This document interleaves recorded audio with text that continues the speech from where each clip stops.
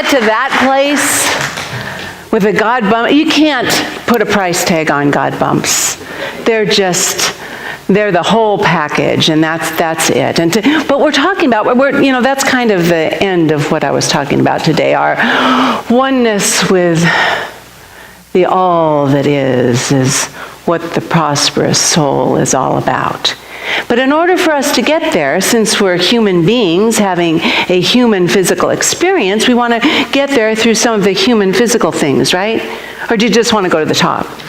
We got to get there because, we live in this amazingly abundant universe. It's all there for the taking. It's all there for us. Ernest Holmes said we're born to be happy, to be abundantly supplied with every good thing. Not everything, every good thing. To have fun in living. Not to be pressured and stressed and living in that consciousness, of not enoughness. How many of you woke up this morning? I'm taking a little break from his quote, but I'll be back. How many of you woke up this morning and said, oh, dang, I didn't get enough sleep?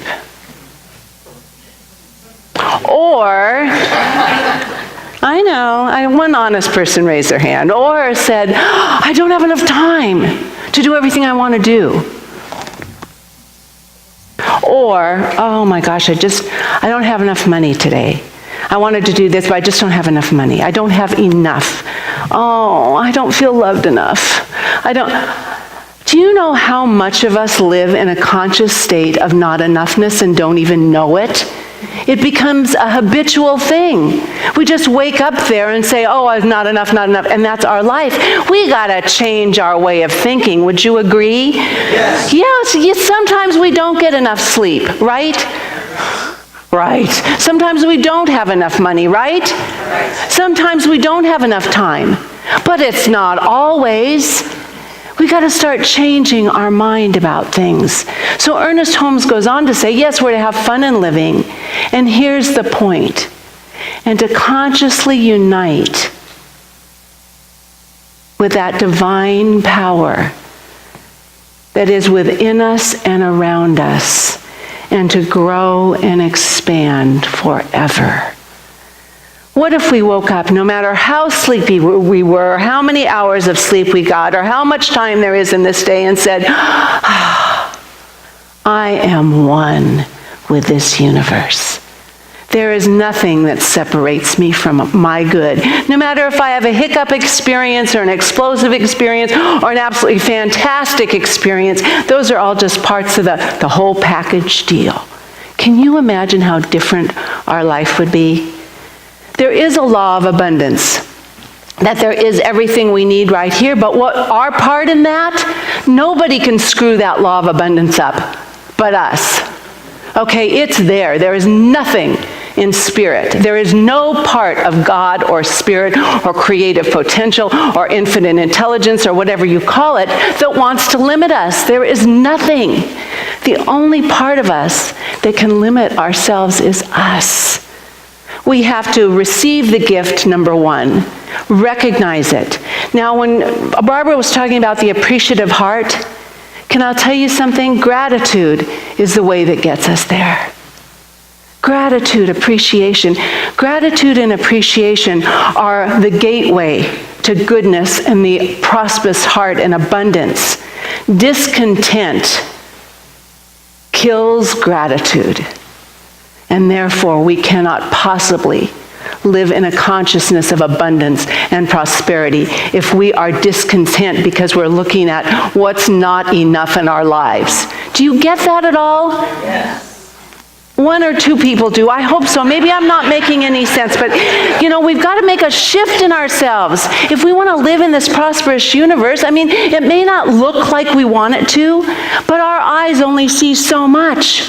There's so much more going on. So we have to receive the gift. We have to see it and recognize it's there. But it's not enough just to receive it. We have to use the gifts that are ever present. We have to use them, utilize them in our life. We have to work it. We got to work it. We've all got the gifts. We've got to work it. And then we've got to extend the gift. receive it, utilize it, and extend it. We've got to do that, and that's what makes things prosperous. You know, how many of you look at things and think the grass is greener somewhere else? It might be because that grass is better cared for. It's so easy to say, oh, they have it so much better. Well, maybe they're working it better. You know, we have it too. It's there for us. So when we say we live in an abundant world where we don't have it, well, first of all, we could be living in not enoughness. Just out of habit. Sometimes it just becomes easier. Oh, if I didn't get as much sleep, I don't have to work as hard. And then if I don't have enough time, I don't have to get it all done. You know, it's a great excuse. But it doesn't get you where you want to go. It doesn't get you to that place of the prosperous soul. In all of us, there is this beautiful diamond that is honed perfectly to reflect the goodness and love of Spirit. It's in there. We have to find it. And the reflections that come from that diamond reflect God's goodness no matter what's going on. We can find it if we go there. But we have to be willing. We have to be willing to let go of all those thoughts of limitation and not enough, and start living in a state of gratitude and appreciation for what is. The trust that God is everywhere present always. Now, you know, it's easy for us to live and want more because we have that divine urge in us, you know, but the urge is to be creative, to create more, to be more expressive, to find more love and kindness and goodness and joy. And yes, you know what? Money is a good thing. We all know that. It's a good thing.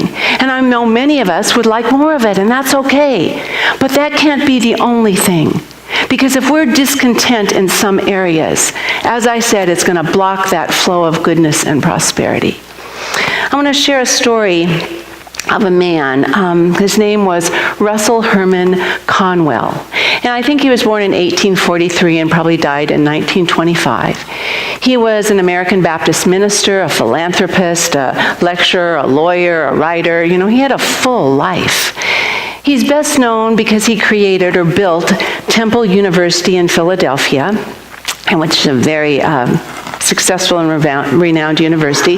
He was the pastor of Baptist Temple, and he was also known for the lectures that he gave over the country, and a story he shared about the acres of diamonds. Now, how this lecture tour started is when he was in the clergy, he had some young men come to him and they asked him if he would teach some upper education classes because they couldn't afford to go to college, but they wanted the education. And he said, sure.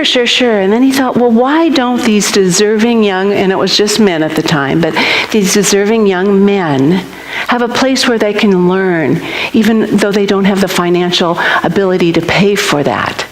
So he started traveling around the country, and he gave 6,000 lectures and made $7 million to build Temple University, of which he was the first president. And he provided just what his vision was. And the most remembered thing about his lectures is this story, Acres of Diamonds, and it's a true story. He said when he was a young man, he went down the Tigris River with a guide, a Persian guide. And this Persian guide loved to tell stories. So a lot of the stories he just kind of, didn't listen to. But he heard one. And the guide said, this is a true story about a man named Al-Hafed, a Persian man named Al-Hafed. And he had a large piece of land with orchards and gardens and grain fields.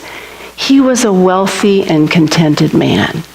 He was wealthy because he was content, and he was content because he was wealthy. One day, a farmer who was one of those priesty guys, knew a lot, wisdom, came by, and he was telling Hafed about all these people that were developing these giant diamond mines and all the money they were receiving from these big mines and how interesting it was. And he said, Hafed, if you had just a handful of those diamonds, you could buy the whole country. And he was just sharing this as a point of interest. Yet that night, Al-Hafed went to bed feeling like a poor man. Nothing had changed, except he was no longer content with his life. He wanted a diamond mine. So he sold his property, he collected the money, he gave his family to a neighbor to take care of, and he set off, and I think he traveled several continents looking for a diamond mine to give him the wealth. He he thought about himself, but he thought what he could do for his family too. But after his money was spent, he was in rags and wretchedness and poverty. In a moment of total discontent, he jumped in the river and drowned. Well, Cromwell thought, that's kind of a depressing story. And the guide went off to water the camels, and he was kind of, wondering why he'd shared that with him. And when the guide came back, he said, let me tell you more about the story. While Hafed was off searching for all these wealthy diamond mines, the person who bought his property found in the river that ran through the property something bright and shiny and beautiful. And it was a huge diamond. And the man went out on to cultivate that, and it became, at that time, the richest diamond mine in the world. What if Al-Hafed had taken the time and done the work to look at his own life and what he had? You can see why that story had such an effect on people around the country. Because so often we look outside to find our good, and we become discontent. And as I said, discontent kills gratitude, and gratitude attracts prosperity. So we need to think about in our own life where we need to start looking inside of ourselves. When I was thinking about the most prosperous people I've ever met, it was on a trip to Ghana, Africa, which is probably one of the most financially impoverished places in the world. Yet the people there wore bright and beautiful clothes. They were happy and they sang. And I remember talking to one woman and I said, "You're all so happy and you sing." And she said, "In America, you seek for material wealth. Here, we seek for love and kindness." Wow. That was a good wake-up call, Not for everything, because we're here to grow, we're here to be prosperous, we're here to be abundant. We have to find that balance in life. But I think the worst thing we can do is be discontent with who we are. Because there's of course monetary capital, which we all want, and we use it, we need it, it's a good part of our life, but it's part of our life. There's also spiritual capital, relationships, inspiration and creativity, service to the world. There's all these things that can make us prosperous and balanced with everything else, and we need the whole kit and caboodle. Would you agree? So we need to decide in our life, if we're feeling lacking in a certain area of our life, we have to start giving gratitude for what we have, seeing what's there, receive it, then we have to create more of it, utilize it, and then extend the gift. I know one of the greatest prayers I've heard that really shifted my consciousness, because sometimes it's easy to look at what other people have and think, "Oh, I wish." The prayer is to be grateful for other people's success. So right now in your life, if you're feeling a lack in any area, start giving prayer and gratitude for other people's success. Looking at people, oh, I'm so grateful and happy. I see spirit and love and light working in their life. I'm so grateful for that. Start with that appreciative heart that Barbara was talking about, and we can grow it and expand it from there. You and I need to be sure that we are, we think this is new stuff, like there's all these people that go out with the get-rich-quick schemes, just think and grow rich. You just have to think, I am rich, and you'll get rich, right? Well, that's not what Ernest Holmes teaches at all. He didn't think that. He said success, real success in life, is an inward journey. And he teaches you how to go inward first, to connect with the presence of God first and foremost, and be open to what that leads, where it guides, what it becomes. We have to claim our good. It was the Bible, thousands of years ago, seek ye first the kingdom of God, the kingdom of heaven. How great thou art. How great thou art. And then all else, all material things, all the things you need in life will be added. Right? But where do we go to seek the kingdom of God? Well, it goes on to say the kingdom of God is where? Within. So we have to, when I started today and said, close your eyes and find love, close your eyes and find gratitude, because it's already there. We are all standing on a diamond mine. All of us have riches inside of us, talents, potential, beauty, joy, peace, prosperity. It's all in us now. We need to shine the diamond within ourselves so we can have it reflected back to us. Do you get that? Okay, so close your eyes for a minute, please, and just untangle yourselves. Put your feet on the ground. And I want you to feel that the earth you stand on is holy, because God doesn't make junk. Only prosperous, beautiful, wonderful things that show up, that are priceless. This ground we stand on, we have been freely given. So let us freely receive it and give thanks.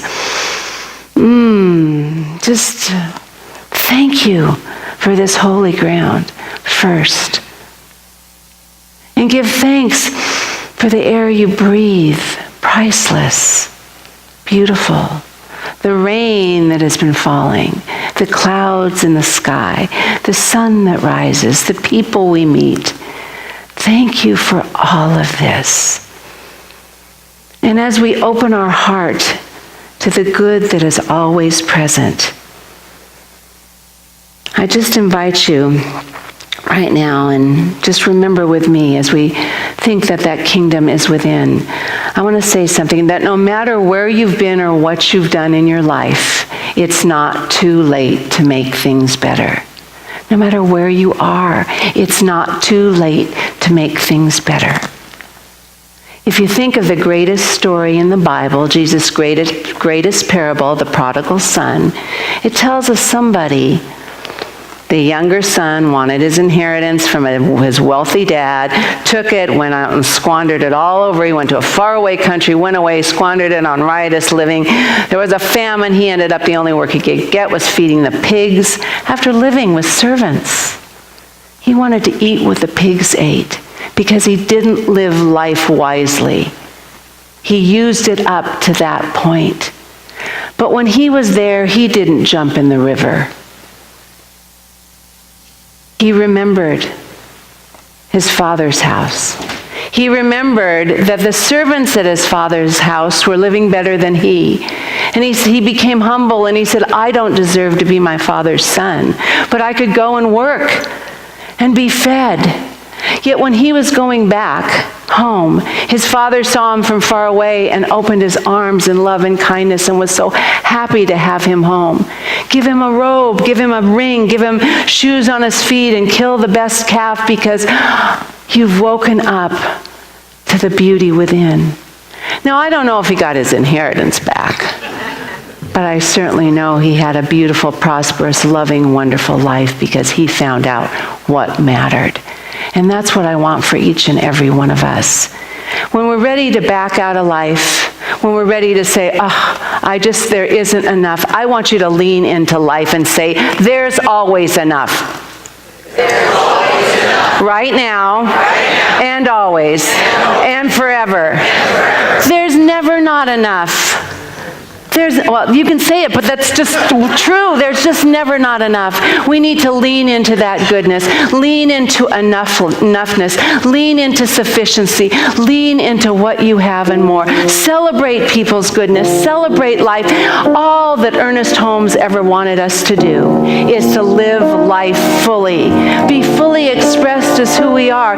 We are made with a purpose here.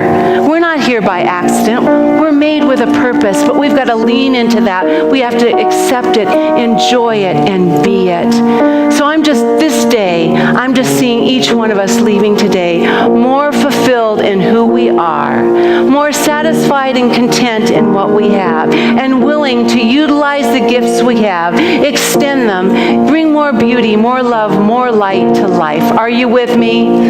Good. Well, I thank God for each and every one of you as I hold in my prayers that this community is the diamond mine I stand on. That each of you is a shining spark in that beauty of what I see and what I know. I couldn't be more prosperous than I feel right now. So thank you, thank you, thank you. My gratitude for each and every one of you. And so it is.